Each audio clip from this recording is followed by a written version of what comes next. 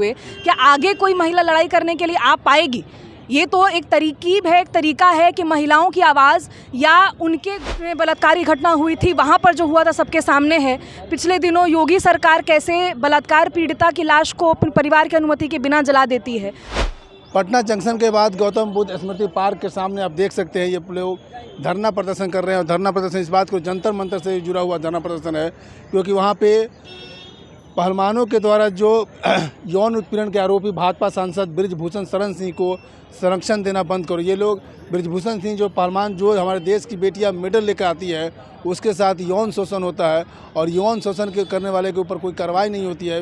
वो बीजेपी के सांसद हैं, उनके ऊपर कोई कार्रवाई नहीं। केंद्र सरकार में महीनों से ये जंतर मंतर पर धरना प्रदर्शन चला और पुलिस के द्वारा भी उन पर लाठीचार्ज किया जाता है जब इंसाफ मांगने के लिए जाते हैं। तो हम बात करने की कोशिश करते हैं, महिला से बात करना चाहते हैं। आप लड़की हैं, क्या कहेंगे? यौन उत्पीड़न ये तो लड़की झूठ नहीं बोलेगी, उनके साथ हो रहा है, उसके बाद भी केंद्र सरकार चुपचाप बैठी। अगर वही केंद्र सरकार का सांसद नहीं होता, कोई और एंटी पार्टी की होती, तो अब तक वो जेल के अंदर होती। बिल्कुल, ये तो कोई आश्चर्य की बात नहीं है, ये पहली बार नहीं है। और ये आश्चर्य की बात ये ज़रूर है कि एक अंतर्राष्ट्रीय स्तर पर भारत को जो रिप्रेजेंट करती हैं, जो खिलाड़ी, जो महिलाएं, जो जब मेडल जीत करके आती हैं तब तो उनके साथ फ़ोटो खिंचाने में तिरंगे के नीचे मोदी सरकार वोट लेने के लिए, अपनी छवि बनाने के लिए उनका इस्तेमाल करती। लेकिन जब वही खिलाड़ी जंतर मंतर पर अभी से नहीं, कई दिन हो गए, 2 फेज़ में जब उनका प्रदर्शन आज चल रहा है और कई सारे लोग एफिडेविट दे चुके हैं, तब उनका जो अपराधी है बृजभूषण शरण सिंह, उसको गिरफ्तार करने के बजाय उसको सरकारी संरक्षण दे रही है। जबकि वो खुलेआम कह रहा है कि अगर अमित शाह चाहेंगे, मोदी चाहेंगे तो फिर हम इस्तीफ़ा दे देंगे। लेकिन ये कहने के बावजूद, खुली चुनौती देने के बावजूद उसकी गिरफ्तारी को लेकर के कोई कार्रवाई नहीं की जा रही है और वो खुलेआम पॉक्सो एक्ट लगने के बाद भी वो खुलेआम घूम रहा है। इससे सरकार का चरित्र सामने आता है। ये वही सरकार है जो पिछले दिनों उन्नाव में जिसमें बलात्कारी घटना हुई थी वहाँ पर जो हुआ था सबके सामने है।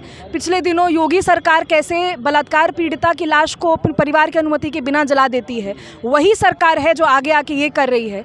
और एक घोर रूप से फांसीवादी सरकार है पूरे देश भर में, जिसकी पैठ फैल गई है। और आज किसी खिलाड़ियों को भी कल तक ये होगा, या जब वो बैठे होंगे तो उनको ये लग रहा होगा कि हम आंदोलन करेंगे तो देश हमारे साथ खड़ा होगा, हम आंदोलन करेंगे तो हमारे अपराधी गिरफ्तार होंगे। लेकिन वो करने के बजाय उल्टा पुलिस उनको ही अपराधियों की तरह ट्रीट कर रही है, उनको ही वहाँ से हटाने के लिए तमाम तरह की साजिश कर रही है। तो तमाम जो आंदोलन करने वाले लोग सड़कों पर आज आ रहे हैं, उनको भी ये समझ में आना चाहिए कि ये इक्का दुक्का लड़ाई से जाने वाली सरकार या मानने वाली सरकार है नहीं। ये घोर रूप से फांसीवादी सरकार है और ये महिला विरोधी, अल्पसंख्यक विरोधी, आम आदमी विरोधी सरकार है। जिस तरह से ये महंगाई, बेरोजगारी बढ़ा रही है, सभी चीज़ों को बढ़ा रही है, जिस तरह से आदमियों का जीना आज अस्तित्व की लड़ाई लड़ने के लिए सभी विवश हैं।